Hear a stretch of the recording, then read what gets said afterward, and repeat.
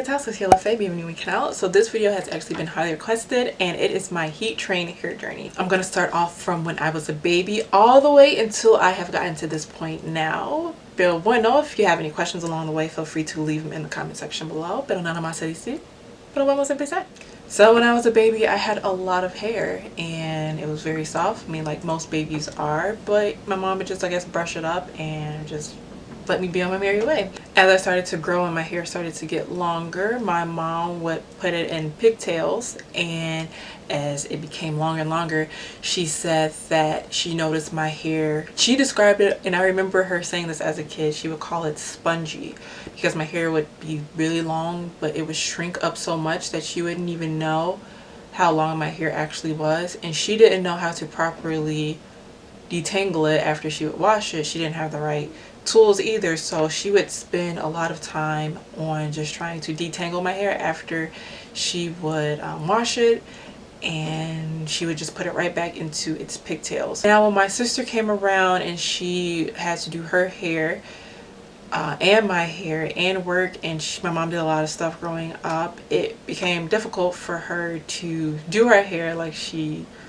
needed to do it. So my grandma would come over and she would do one person and my mom would do the other person, and I want to say that they always wanted to do Elisa's hair, my sister, because her hair was a little bit easier to do because her hair wasn't as long as mine at the time.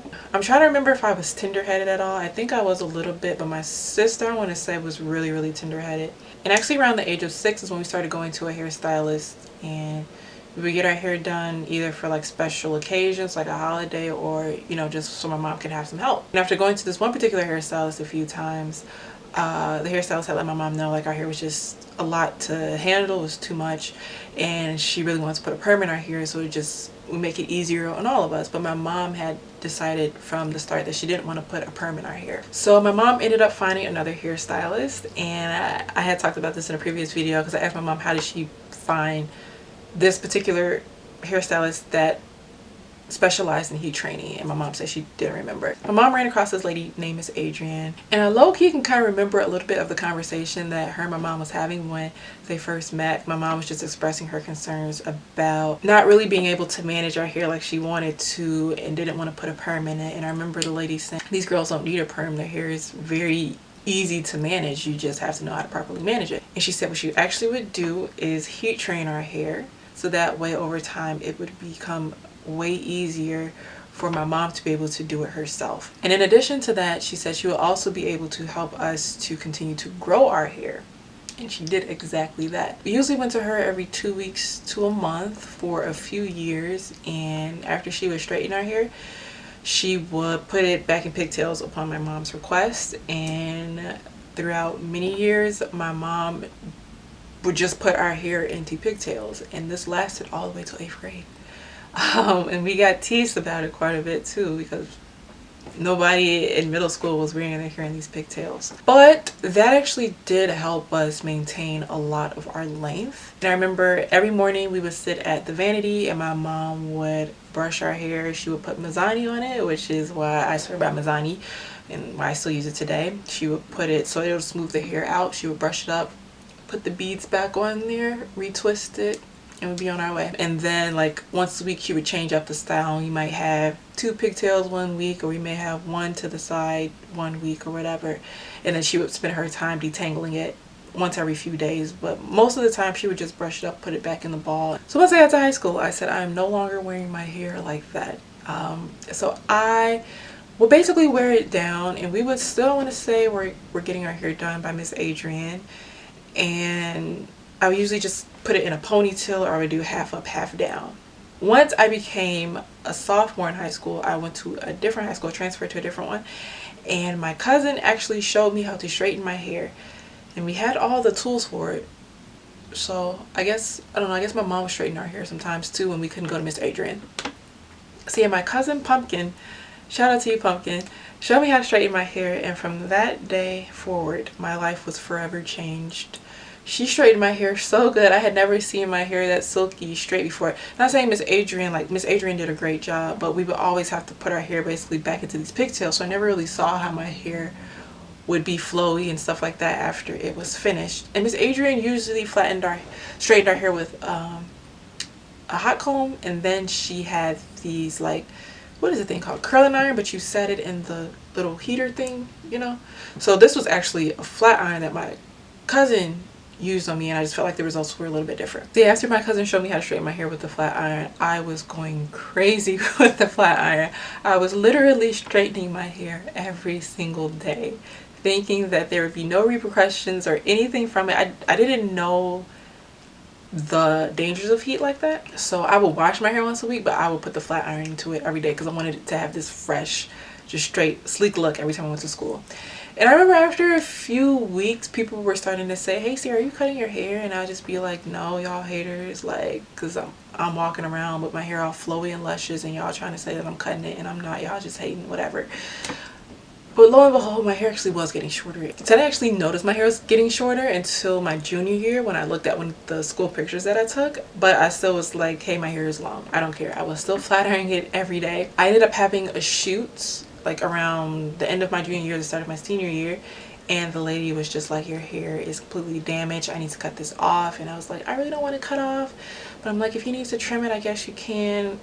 So we agreed to a trim, but the lady completely cut my hair, cut it super duper short, and I was devastated. My hair had never been that short before, and from that point is when I discovered that YouTube had a natural hair community, and I was on YouTube day and night trying to figure out how to grow my hair. However, at that time, YouTube really focused on natural hair and growing your hair in its natural state. So I was trying all these different things that these natural hair listas were telling me.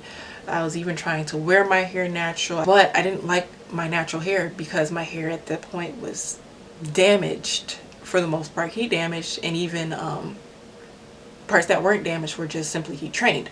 So I would put my hair into rod sets to try to make it look more like it was a curly texture. And I would try to follow these rules, use these same products these natural hair listas were using for my hair. These products were way too heavy for my hair, and I did this for about 3 months, wearing my hair in this state, but I was researching on YouTube for like at least a year. And I want to say we had started going to a new hairstylist who was closer to us, who is Mr. Lionel, who I go to now, which is who I went to when I got my keratin treatment and I did the salon visit video. I have that video linked up here and down below. But yeah, around that time is when I started going to Mr. Lionel, and he was like, Sierra, have you been cutting your hair? Have you been playing with your hair? Because it looks so shorter than when the last time I saw it. So at that point, I had already thought that I was at my lowest when the other hairstylist had cut my hair. When Mr. Lionel told me that my hair was getting even shorter after I did what I thought I was supposed to be doing, I just went into this phase of like, WTF, what the heck do I do? So honestly, this is a little fuzzy to me, this phase. I want to say I ended up just going to Mr. Lionel a couple of times just to try to see, without even bothering my own hair, just to see if he can help me to grow my hair back. And I want to say that my hair started to grow like little by little with him. But I had to stop going to him because I went to college, started my freshman year of college. And my freshman year of college was one of the most difficult times for me just because everything was new to me. It was the first time I was on my own, and I went to Purdue, and Purdue gave so much work, like so much work, to the point where I found that I didn't have time to figure out how to care for my hair. So I guess I decided, well, let me try to put my hair in like a box braids or a Senegalese twist like I was seeing online, just to kind of help give me a break from my hair. So it was this girl who went to my church. Her name is Queen. A shout out to Queen. And she gave me my first sets of Senegalese twists. I think that was the first protective style that I had. And I want to say after she did those Senegalese twists, it made my life so much easier in school. And when I took them out, I noticed that my hair had grew a little bit. So I was still kind of playing with straightened styles here and there, but I had noticed that these braids were like making life a little bit more easier for me. I think we ended up talking about sew-ins and I decided to try sewing for the first time.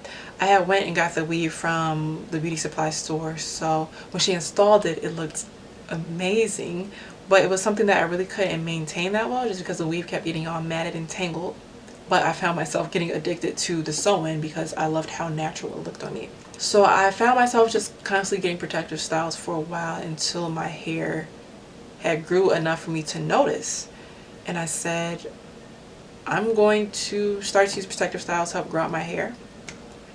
I did this for about, I'm trying to think, this is still a little fuzzy for me, I'm sorry. I did this all throughout college. I don't want to say I touched my hair too much unless I needed to do it for an interview, and I kind of still am like that to this day. Like, I've been straightening my hair a lot more for YouTube within these past 2 years, but other than that, I had really just been kind of keeping my hair in a protective style and letting it breathe for a couple of weeks here and there throughout the year. But that's what I found that really has grown out my hair the most. But having it heat trained makes it so much easier for me to maintain once I have it out of a protective style, and if I want to go through a period where I don't have protective styles, and just to show off my real hair, to show that my hair is still healthy and flourishing, I have that option to do so too. Yeah, I kind of jumped ahead of myself. So when I finished Purdue is when I actually started my YouTube channel, and I was kind of experimenting a lot with different videos to try, but I did find myself keep going back to the hair videos because I love watching hair videos and I love discovering new things about my hair. And as I saw more people asking questions about heat trained hair, wanting to know more about it, that's what really has gravitated me to do more videos about this, because I'm still learning about my hair and how it grows and what products it likes, and I really appreciate the fact that I'm able to share my journey with you guys. So yeah, I want to say this is actually the longest that my hair has been, because I finally am figuring out the ways to grow my hair properly and to maintain its length. So if you guys want to know how I do so, make sure you subscribe to my channel, watch my heat trained hair playlist. I have so many more videos to come, so many more things that I'm learning about my hair that I want to share with you guys. I'd love to hear your journey, whether it be you're just thinking about heat training, if you just started, or if you've been doing this for a long time, because it helps me learn so much about you. Maybe the processes that you've taken that can even help me as I continue throughout my journey. But most importantly, it helps the people that come to this channel trying to find more information about heat training hair and if it's right for them, and just different things work for different people. And it's very helpful for others and myself to know, hey, this works for me, this is something you might want to try, just so that we can all have long, flourishing heat trained hair together. You wanna feel free to leave any additional questions in the comment section below, and until the next video, assalamu alaikum. I want to thank me for doing all this hard work.